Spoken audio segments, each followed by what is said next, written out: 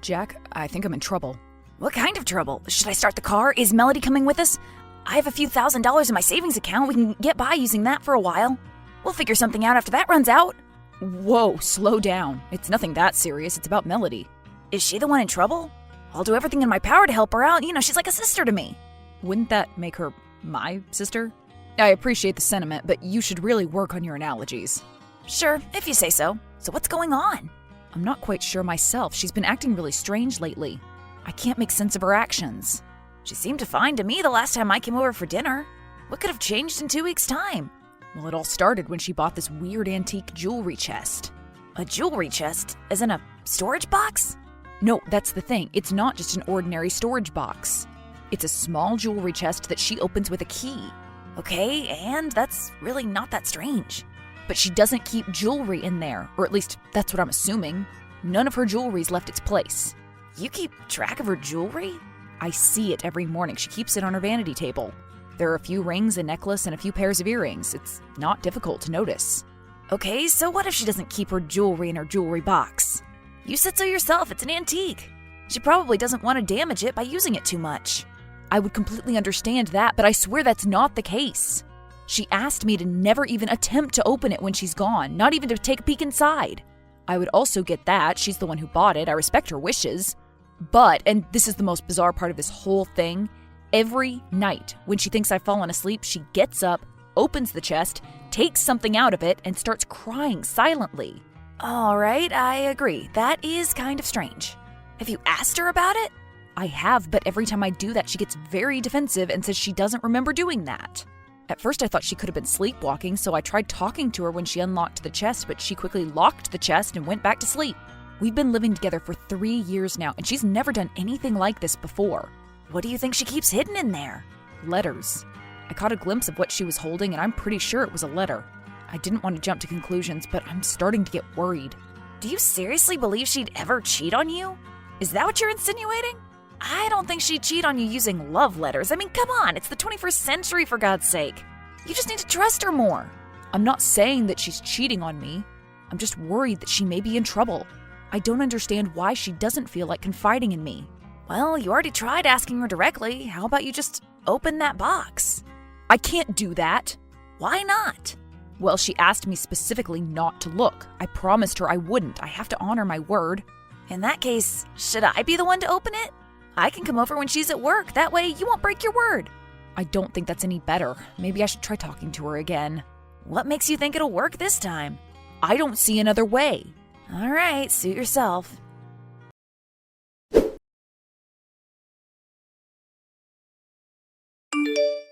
Jack, I have no idea what I'm supposed to do. It's only been getting worse and worse. Is this about Melody's jewelry chest again? Yes. She started sneaking glances at it throughout the day. Now I hear suppressed laughter at night instead of crying. She spends more and more time at work. I don't know what to make of any of this. Have you tried talking to her again? I have, but she keeps telling me not to worry about it and changes the topic. Have you tried opening the chest? No, I haven't. Where does she keep the key? She leaves the key in the lock after locking it. So all you have to do is turn it a few times? Maybe you should really just open it and take a quick peek. You can put it back the way it was and she'll never know. I can't do that. She's deliberately keeping the key in there to show me that she trusts me not to open it. What are you going to do then? Are you just going to keep quiet and ignore her eccentric behavior? I guess so. At least she's not crying anymore. Whatever she's been dealing with, it must have gotten better. I don't get it. Why do you keep texting me and then completely disregarding my advice? I'm sorry. I guess I'm only trying to vent. It's frustrating not knowing what's going on. Do you know what's really frustrating? Seeing you ignore the obvious solution. Well, I am sorry you feel that way. You should be.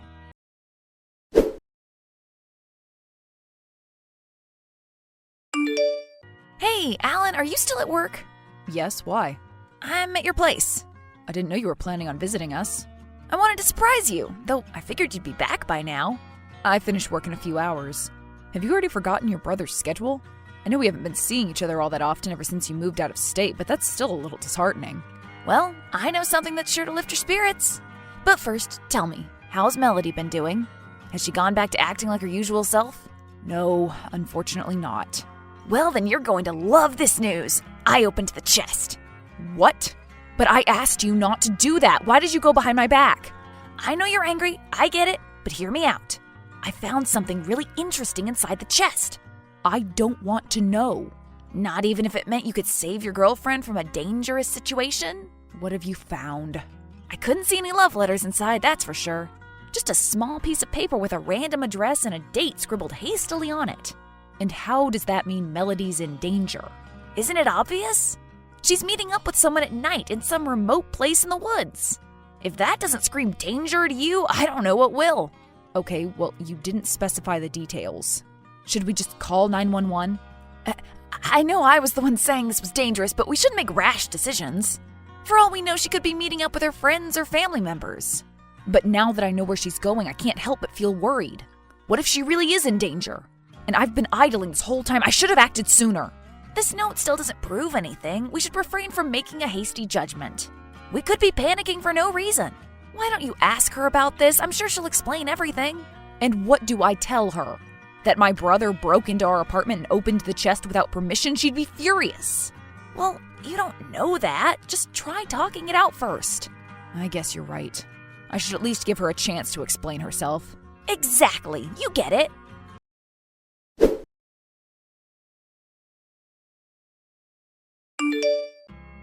Hey, honey, do you have a moment to talk?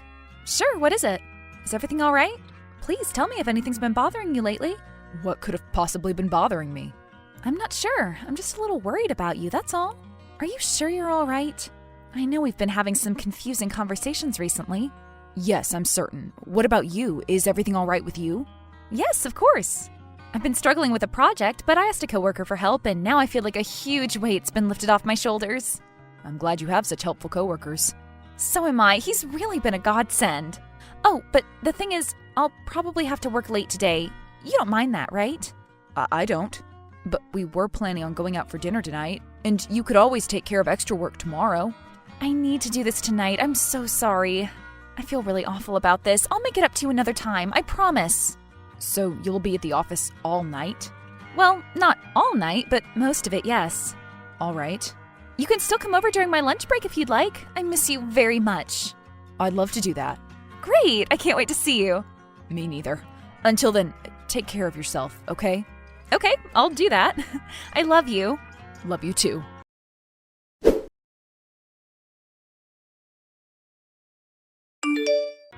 I think she's really going to meet up with someone. It might just be her coworker, though. Her coworker? Where'd you get that information? She told me herself he's helping her out with her project. At least he's not a complete stranger.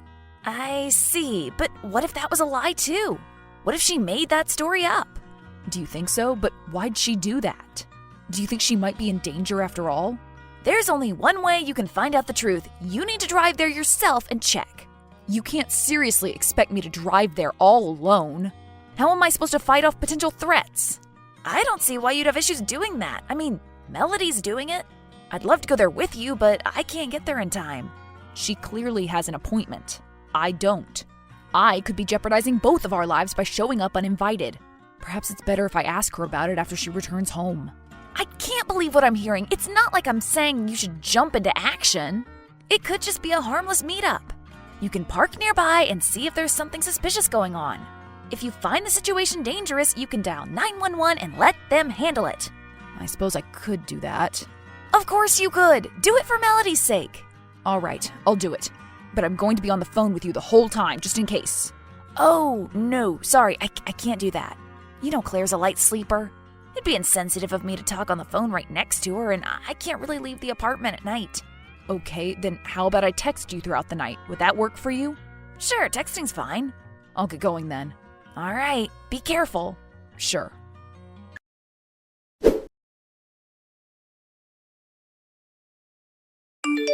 I'm at the address. I can see her car parked outside. She must have gotten here early. What's the place like? I can't really make it out in the dark. I think it's just a small cottage. I don't see Melody anywhere. She might be inside the cottage. Are the lights on inside? No, it's pitch black. Her car is the only one parked outside. Maybe she came here alone to relax and unwind. Well, you're only looking at the entrance. There could be another one parked at the back. Should I circle it, or would that make my presence too obvious? It'd be too obvious. Do you hear any noise at all coming from the cottage? No, nothing. Then again, I am pretty far away and I am in the car, so... Maybe you should try calling Melody again. You could hear the sound of her ringtone. I really don't like this. I feel like a stalker. I should have just asked her up front. She could have easily lied to you. This way, at least you'll know she lied about staying at the office. I see your point, but even if I did call her, I doubt I'd hear her ringtone. And the cottage is pretty far away, and she usually keeps her phone on silent anyway. On silent? Really? Okay, now that's weird. Jack, please, this is a serious matter. I'm going to text her and see where she is. All right, do that. Let me know what she says, okay? I want to make sure everything's all right. Sure.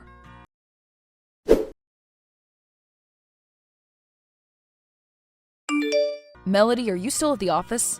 No, sorry, I'm not. Could you tell me where you are? I think you already know the answer to that question. I can see your car.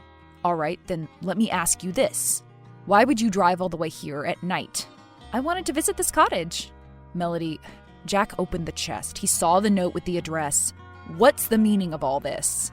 What's going on? I've been racking my brain, but I can't seem to understand what makes you act this way. Well, you were supposed to find out a lot sooner. But for some reason, it's been almost a month already. I don't understand what you mean. You really have the patience of a saint, Alan.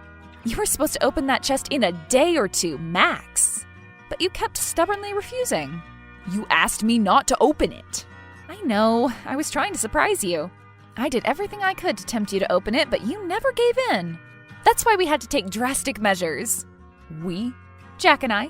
He's the co-worker who's been helping me out with the project I've been struggling with. He had to take matters into his hands and unlock the chest himself. So this whole time he's been in on this? Yes, I'm sorry. Maybe I should have told you the truth sooner, but then it'd feel like all this was for nothing. I still don't understand why you did this. Were you just trying to play a joke on me? Did it get out of hand? No, of course not. I just wanted to organize a fun, surprise proposal. A what? A proposal! You were supposed to open the chest, find the address, drive here at the time specified on the note, and be met with our close friends and family in the beautifully decorated cottage. Then I'd enter and propose. It seemed fun and exciting in theory, but everything went off the rails pretty quickly. I should have just stopped. I am so sorry. So what you're saying is our friends and family members are currently in that cottage? Yes. Wait, let me turn on the lights. Do you see them inside now? I do. I asked them to park by the back entrance. Jack was supposed to keep you busy until we finished setting up. I see. I get it. If you're angry, I do. You don't have to come in. You can drive away and break up with me if you'd like. I understand. Nobody's going to blame you. I'll tell everyone it was all my fault. I promise. I can't do that. Right, of course. This was a foolish idea. I should have stopped sooner. I'm so sorry. I'll drive back home and start packing my things. No, Melody, that's not what I meant. I can't drive away and break up with you. I can't do that. I love you. Despite all I've done? I admit this past month's been a lot, but I can see that it was coming from a good place. I appreciate you putting so much time and effort into planning the proposal. Had it gone according to the plan, I'm sure I'd have loved it. Do you really mean that? Of course. Well, then I admire your patience and your insistence on respecting my wishes. I was being far too selfish. I don't even know why I kept going with this. Can you ever forgive me? I'm sure I can do that. I'm just glad that you're not in danger. But I'm guessing you won't be accepting my proposal tonight. I don't think I want the memory of our engagement to be tied to this day. Let's do it another time in the future. I can join you for the party, but that's about all I can do for now. Right, of course, I get it. I'm sorry all your hard work had to go to waste. Oh, please, don't apologize. I just want to forget I ever thought this would be a good idea. I feel awful. It's okay. It could have been worse, right? Well, that's one way of looking at it.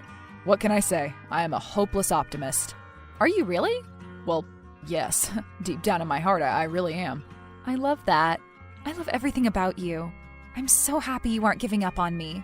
No, of course not. I'm ready to work through these things together. Although, if we're going to get married, we definitely need to work on improving our communication skills. Of course. I promise. No more secrets and no more surprises. Well, maybe a bit more surprises. As you wish. I'll do everything in my power to make up for this. I'll start with this. Are you holding a gift? I can't quite see from here. Well, then you should come over here. We can at least enjoy the food and drinks together. I'll give you your engagement gift despite the fact that you rejected my proposal. All right, thank you. I'll be right there.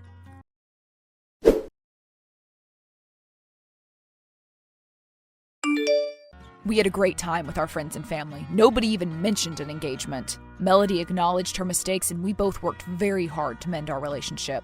We made sure to communicate our thoughts and feelings clearly, and we strictly forbade surprises that take more than a day to take effect. I also had a chat with my brother. He apologized profusely. 3 years after that day, Melody and I got engaged for real. This time, the proposal was much more down to earth and much less exciting. Everything was perfect.